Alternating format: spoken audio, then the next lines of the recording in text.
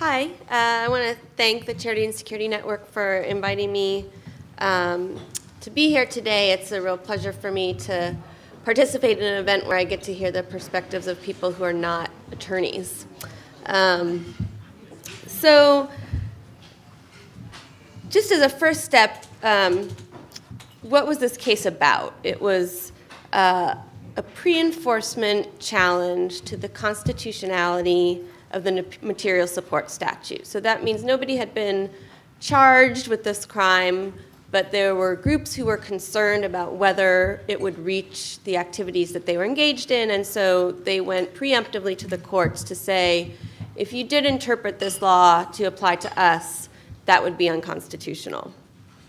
And the statute that they were challenging was enacted in 1996, expanded under the Patriot Act, amended again in 2004, but essentially it criminalizes knowingly providing material support or resources to a foreign terrorist organization. And a foreign terrorist organization is an organization that's on an actual list maintained by the State Department and designated essentially at the Secretary of State's discretion, with a little bit of judicial oversight potentially for the process of that designation, but mostly it's just up to the State Department to decide who goes on that list. And the problematic aspect of the statute is the way that it defines material support, which is incredibly broad. And it's like a 4-line list of items that include property, monetary instruments, service, training, false documentation, weapons, et cetera, and so on. So I think we could all agree that not providing money or weapons to groups that engage in terrorist violence is probably a good idea and can be criminalized sort of without a problem. But things like training and expert advice or assistance, which are also barred, create a much more difficult line to draw with respect to organizations that either work with or report on or otherwise interact with groups that might be on this list. So the case itself was brought by several organizations and individuals who wanted to provide aid, legal training, and policy advocacy on behalf of two groups, the Kurdistan Workers' Party and the Tamil Tigers, both of which engage in nonviolent and violent activity and are both designated foreign terrorist organizations. So the case itself has sort of a tortured 12-year history up and down amongst the various levels of the federal courts, but it eventually ended up in the Supreme Court, as we know, and the holding of that case essentially said that it is not a violation of the Constitution to criminalize speech and other advocacy supporting a foreign terrorist organization, even if the aim of that support or speech is to promote a group's peaceful or humanitarian actions. So under the First Amendment, which normally is bars the government from interfering with speech, the court said in this case the importance of the government's aims at controlling terrorism around the world are sufficiently weighty that this does not violate the Constitution. And the underlying premise of this decision, which the court spent some time talking about, is that even benign or well-meaning actions help to advance the dangerous goals of organizations that are on this list. And so the court sort of came up with a list of things that might be a result of providing the type of support that these organizations wanted to give. the court said that advocacy on behalf of foreign terrorist organizations can legitimize the organizations in the eyes of potential recruits, that learning to file human rights complaints in intergovernmental organizations could be used to harass those organizations with repetitive filings, that they could use peacemaking techniques they'd been taught to stall while rearming themselves for future iterations of violent activity. And an important element of this case was that the court didn't point to any examples of these sorts of things having happened. It didn't allege that any of them had actually happened. It was entirely speculative. But basically, the court abdicated any of its own responsibility to think about whether these things actually did pose a risk sufficient to overcome the First Amendment right, and instead said, the political branches have determined that this is true, and who are we to question them? So they did try to include a couple limiting principles. Well, Congress included one limiting principle, which is that the speaker has to know that the group is a foreign terrorist organization or engages in terrorism. It doesn't have to want to advance those goals, but it has to know it. And only speech or activity that is directed, coordinated with, or controlled by a group on the list can be criminalized. So they tried to make a distinction between independent work that a person or organization does on their own and work that's coordinated with one of these groups. It's, as the dissent pointed out, it's sort of a hard distinction to maintain in certain contexts, but the court did seem to think it was limiting the scope. So as far as First Amendment doctrine, there are sort of two fundamental premises that grew mostly out of the Red Scare and McCarthyism.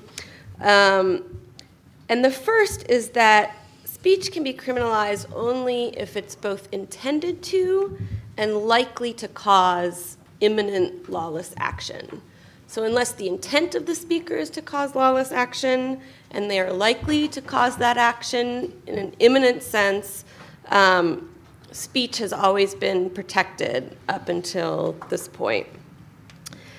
And a second premise is that mere association can't be criminalized. So cases about whether membership in the Communist Party could be criminalized, those cases said only if the person joining the group is intent on furthering the unlawful goals of the organization, only that can be criminalized. If they don't want to further those unlawful goals, then mere association with the group is insufficient to overcome First Amendment protections. So both of these limits have been severely cut back by the Humanitarian Law Project decision, and as a result, discretion of government actors becomes incredibly broad in the sense that of prosecutorial discretion. It's entirely up to Justice Department attorneys to decide who to prosecute. And for example, there was a man in Staten Island who ran a satellite service and carried Hezbollah's TV station on his satellite service. He was sentenced to 6 years in jail for material support. At the same time, Rudy Giuliani and Michael Mukasey were in Paris a few months ago speaking on behalf of a foreign terrorist organization that they think should not be listed, and there were no consequences to that. Secondly, the Secretary of State's discretion as to which groups go on this list also becomes then very important, because the groups on the list become sort of toxic for people who are thinking about doing this work, and there's very little oversight of who the Secretary of State can put on this list. And then also the discretion of the political branches jointly in determining what actually poses terrorist threat, what sorts of activity poses terrorist threat. The court has said that so long as those political branches agree, we're not going to second guess that decision. So that has implications for future counterterrorism laws that might be passed. So those are sort of the doctrinal implications.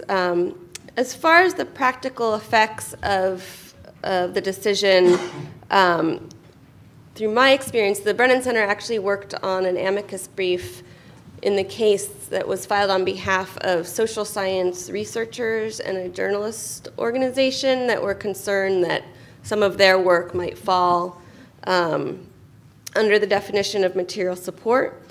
And there's been sort of a varied reaction among that group. I reached out to them recently to ask if they had changed their practices in response. And there were some people, an anthropology professor at Notre Dame, for example, said that she's not going to do any work that's going to get her or her students anywhere near activities that might run afoul of the law.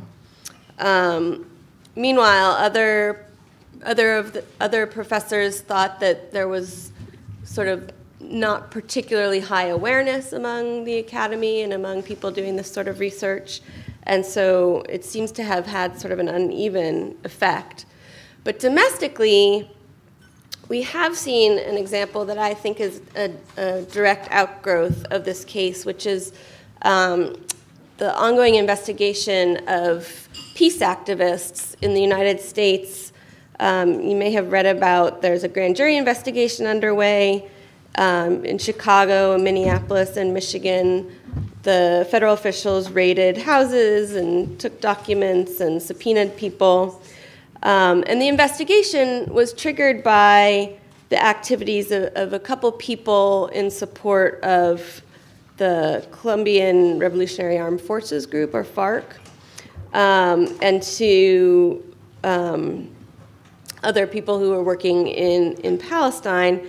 And so while FARC is on the FTO list, and therefore if people were providing them with aid, that could be criminalized, but also in the course of this investigation, it became clear that other organizations that were not on the FTO list have also drawn significant FBI attention. And the FBI actually accidentally left behind a file at one of the houses where it was collecting information. And it included a list of questions that the agents were supposed to ask these people that they're investigating. And the questions were not just about providing support to FTOs, but also about the leadership structure, membership, activity, travel, immigration status, et cetera, of people involved in non-designated organizations as well. So there's a real risk that this decision will also chill, not just academic work and not just pure speech, but the dissent, political dissent within the United States also could be a casualty of this decision. So just to put it in sort of the larger perspective, because of the centrality of First Amendment protected activity to the democratic process, and because of the risk of chilling that activity with criminal laws, historically, First Amendment doctrine has built a buffer around protected activity so that the government couldn't even get close to regulating what we would consider political speech. This case steps into that protected zone, I think, and whether it's an example of the Supreme Court in continuing its tradition of alarmist decisions in times of war and crisis, and whether we may think better of it in the future, we can hope. But so far, it's too soon to tell.